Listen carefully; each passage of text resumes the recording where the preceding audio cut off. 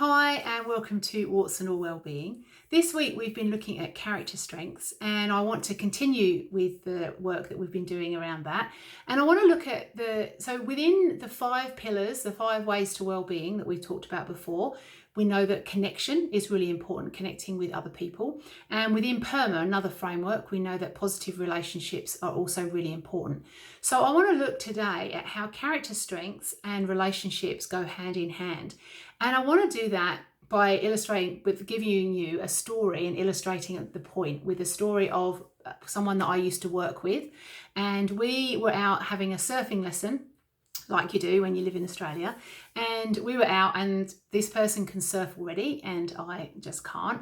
And so we were there on the surfboards and then, the wave would come in and he would give the board a big shove and I would kind of paddle, and then I'd get up on one knee and then I'd balance a little bit and then I would start laughing and fall off. And that was kind of what was happening time and time again. And this guy that I worked with, I kind of took the board back out and got back on, waited for the next wave. And he just said, Carla, you're doing really, really well. But if you didn't laugh as much every time you got on a wave and you really focused, you'd find that you'd be able to surf so much better and you'd master it. And in that moment, I had one of those because for me, perseverance is not really that important. It is, but it's not something that comes naturally. Whereas one of my top strengths is actually humour and playfulness. And so for me, the whole point of being out surfing was to be having fun and to be enjoying myself. And so laughing and playing was really important. Whereas for the guy that I worked with, becoming accomplished and persevering and kind of nailing that skill was really, really important to him because he would just persist until he had got that skill. Whereas for me, I just want to laugh and enjoy myself and have fun because playfulness is something that I rate really highly.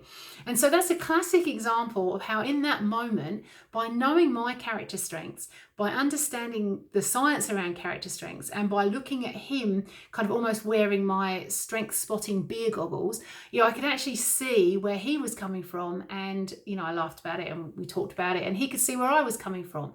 And so what it actually did was help us build our relationship and to understand each other better because we were able to understand the differences in our strength use. Like I say, we've got all of them, but some of them we will use more often than not. Another great example was one time Andrew and I were out and we were going walking. It was in Tasmania and he was trying to park the car and there wasn't many spaces left. And he was faffing around trying to get the car so that other people could park. And if he parked sideways, they wouldn't be able to get in. And if he parked forward, it would. And we were, in that time, there were 2 or 3 other cars that had come, parked, and the people had gone walking. And so I was getting really frustrated and really annoyed that he was spending so long trying to work out what was the best way to park for everybody else so that they didn't get their parking spaces taken. And I realised in that moment that he was being annoying. I was about to say that he wasn't being annoying. What I mean is he wasn't being deliberately annoying, but he was just using one of his strengths, which is that he uses a lot, which is social intelligence, to try and anticipate and look at what's going to happen from somebody else's perspective and to almost use that in where he parks the car. And from my perspective, I'm like, for goodness sake, just park the blooming car. Let's go out and have fun. Let's go out and do the walk. So again, it really helped mediate. So instead of me getting so irritated and annoyed, it just meant that I could kind of take a breath and go, all right, well, he's just utilizing one of the strengths that comes really, really naturally to him. And then we actually went on and had a whole conversation about overusing strengths, which is another talk and wellbeing strategy altogether. So in a nutshell, let's just wrap this up. My challenge to you today is, can you go through your day and people that you come into contact with, can you see if you can spot which strengths they're using? It can be a loved one at home, it can be a boss, it can be a colleague, but just see if you can spot the strengths that they're using and kind of train yourself to see that, because the more you train yourself to see it, the more you'll see it and the better you'll get at spotting the things that are right with other people. All right, that's it. Take care and maybe even drop a line on the bottom in the comments. Don't necessarily tell who the person is, but somebody, what strength did you see and how, where and how did you see it? All right, thanks a lot, guys. Bye.